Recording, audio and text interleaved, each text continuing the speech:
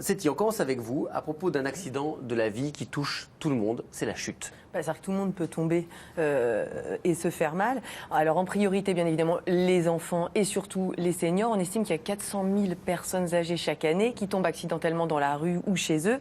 Généralement, ça se termine par une fracture du col du fémur et on en compte quand même 65 000 par an, ce qui est quand même beaucoup.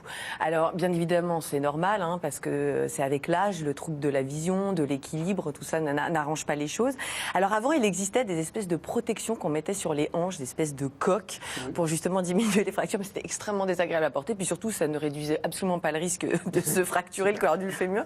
Il fallait bien trouver une solution. Et bien, figurez-vous que la solution a été trouvée par des gens absolument improbables et inattendus, des motards. On va voir l'image. Vous connaissez le gilet airbag, Benoît, Oui. Vous en portez un. Exactement. Eh bien, qui se déclenche à la moindre chute en quelques millisecondes et qui permet quand même de beaucoup réduire le risque d'accident et de fracture dans le dos. Eh bien, ce sont ces motards qui ont eu l'idée de faire la même chose, mais pour le col du fémur. Et voici la ceinture Airbag anti-chute airbag. C'est énorme. Alors, c'est tout simple. On la porte au niveau de la taille, on la clipse, on la porte tous les jours. Elle est très légère, vraiment très légère, parce que quelques grammes.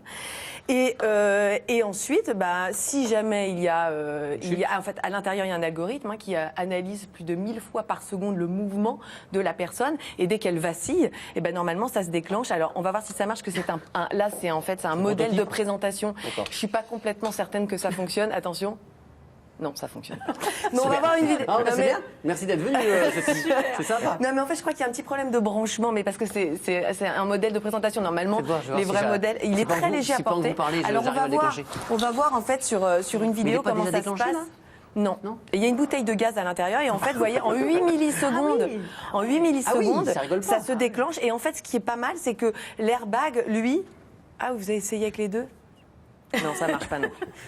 C'est pas dangereux, c'est pour protéger. Ça sert à quoi ce petit bouton vert? Il ne faut pas avoir des pompiers autour exprès.